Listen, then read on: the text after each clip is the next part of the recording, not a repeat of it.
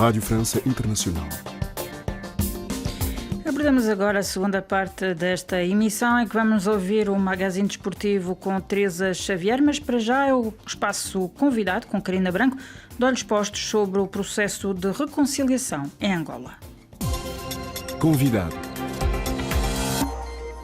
Nelson do Nascimento tinha 12 anos e meio quando o pai desapareceu em junho de 1977.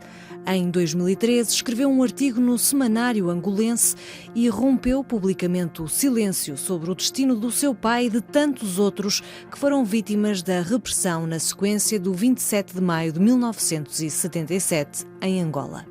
O técnico informático, que hoje tem 57 anos e vive em Paris, faz parte de uma associação de órfãos do 27 de maio, a M27, e continua a lutar em nome do pai, porque considera que as milhares de mortes de então foram uma mocada na coluna vertebral de Angola que varreu toda uma geração.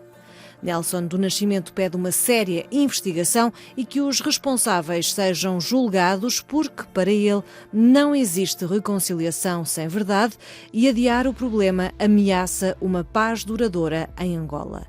A última vez que Nelson viu o pai foi em junho de 1977. Joaquim Maria do Nascimento tinha 31 anos e era um militar dos Serviços de Segurança de Angola. Foi levado por um blindado e nunca mais apareceu. Joaquim Maria do Nascimento, até maio de 1977, era um militar dos Serviços de Segurança de Angola, que na altura se chamava DISA, Direção de Informação e Segurança de Angola. O meu pai era isso. A última vez que eu o vi foi pouco depois do 27 de maio de 1977, precisamente um mês depois. Tem noção do que aconteceu? Sim. Agora, muito recentemente, é que eu vou obtendo informação aos pedaços. Eu sei que alguém me abordou uma vez na rua, há poucos anos atrás, em Luanda, alguém que o conheceu, que é uma pessoa até que eu lembro-me de ter frequentado a nossa casa. Ele informou-me em que circunstâncias é que o meu pai desaparece, que ele estava no quartel dele, chega um blindado, vai buscá-lo e inclusive as pessoas, os militares que eram subordinados dele, ainda tentaram reagir, pelo que me contaram ainda houve troca de tiros, mas como os outros vinham num blindado e numa missão bastante concreta de apanhar pessoas como o meu pai, pronto, não houve como resistir e ele foi levado. Essa pessoa chegou a dar-me nomes, não me interessa agora estar a dizer, mas chegou a dar o nome da pessoa que chefiou essa tropa que foi buscar o meu pai. Mas acho que é uma pessoa que toda Angola conhece. Porquê que ele desaparece? Porquê que ele é uma das vítimas do pós-27 de maio de 1977? Esses comandantes que foram mortos, que são o leitmotiv para toda a purga que aconteceu. Dentre esses comandantes havia uma pessoa chamada Eugênio Veríssimo da Costa, o comandante Nzagi, que é primo direto da minha madrasta, da esposa do meu pai, cujo desaparecimento foi, sabe-se lá porquê, atribuído ao meu pai. Mas eu já reparei, há outros casos similares de pessoas a quem lhes foram atribuídas culpas pelo desaparecimento de um daqueles personagens, daqueles comandantes. Por exemplo, o comandante Dangereux é um dos que desaparece também. Nota-se que há assim uma espécie de um playbook que foi utilizado para justificar os desaparecimentos. Por que é que eu estou a falar nisso? Porque o comandante Nzagi é uma pessoa que viveu connosco quando regressou do exílio, quando regressou da União Soviética, quando ele fez a formação dele, de Baku. Quando ele regressa de Baku, o primeiro lugar onde ele vive é a nossa casa. Passado uns tempos, casa-se e aí sai da nossa casa. Inventaram que o meu pai é que era o culpado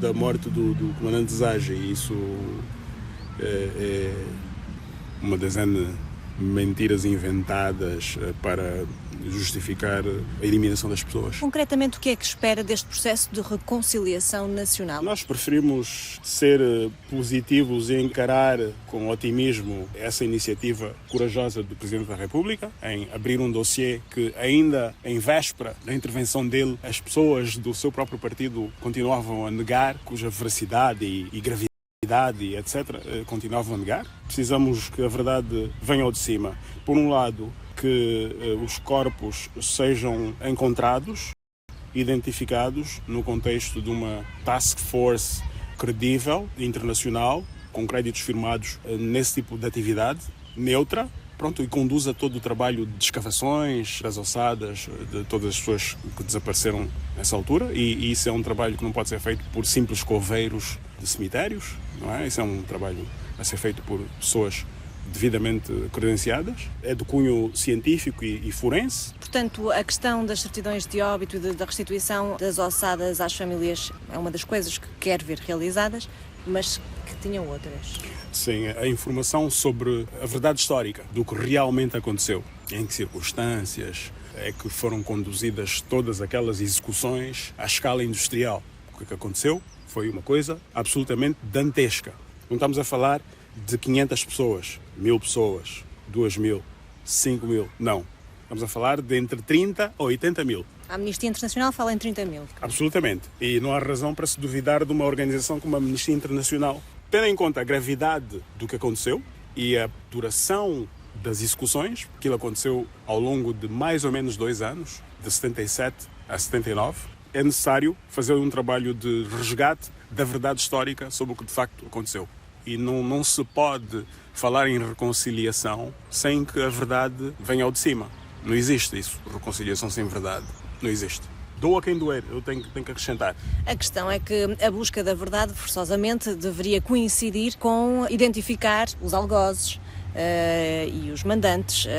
E se calhar isso nunca poderá vir ao de cima politicamente. Tem de vir ao de cima, porque a nação inteira foi... Um grande número de famílias foi impactado pelo que aconteceu e impactado de maneira absolutamente avassaladora.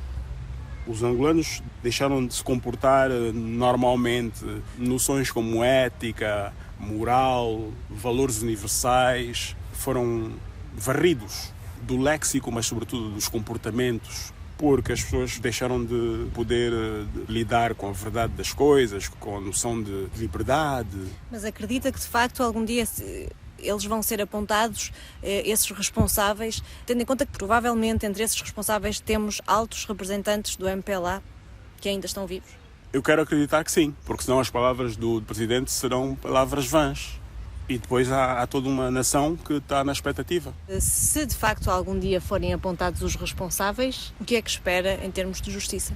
Nós, angolanos, Angola, faz parte do planeta Terra e temos noção da diferença entre o bem e o mal. Numa sociedade dos homens, existem leis. Se não houverem leis, se não se respeitam determinadas normas consideradas universais, não é diferente da vida dos animais selvagens, que mesmo assim têm também as suas normas. O que se espera é que se faça cumprir a lei, a moral, enfim, aquilo que nos caracteriza como seres humanos.